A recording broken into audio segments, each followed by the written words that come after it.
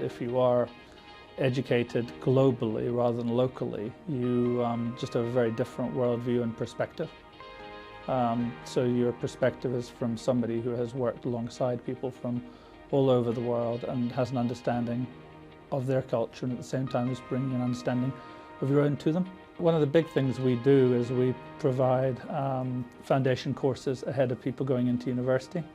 And those are important because it helps you get your English and a variety of other skills at the same level as the people that you'll be there studying alongside.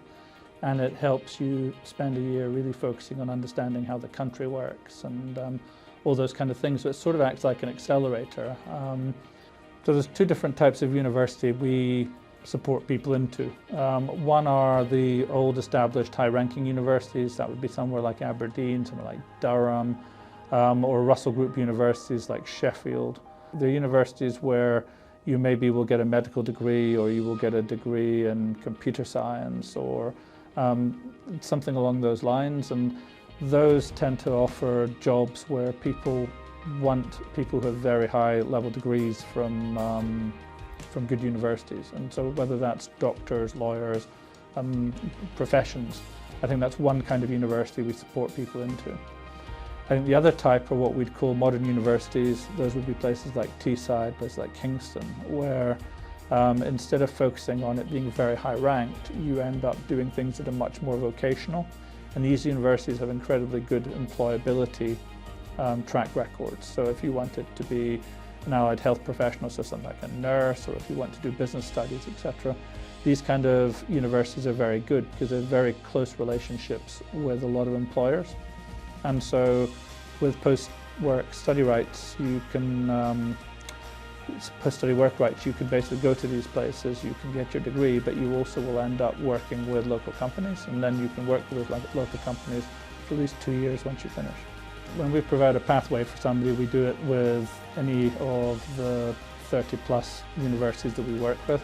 And essentially we will have somewhere on campus that uses the same teachers and lecturers, that has close connectivity with the university departments.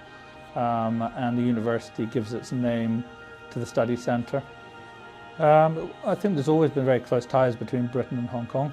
I think the British are still proud of those ties. I think people in Hong Kong still value those ties.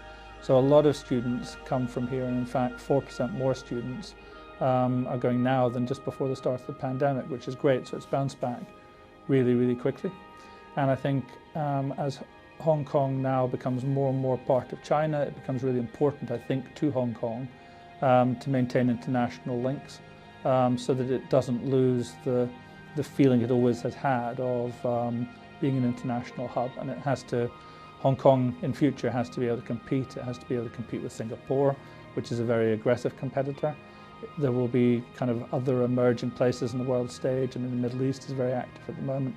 So I think really important for Hong Kong that its brightest and most talented people get a chance to get educated. Ideally somewhere like the UK, the US, somewhere where they will get a very different philosophy they can bring back, which I think combined with local culture ends up continuing to make Hong Kong a really rich place to be.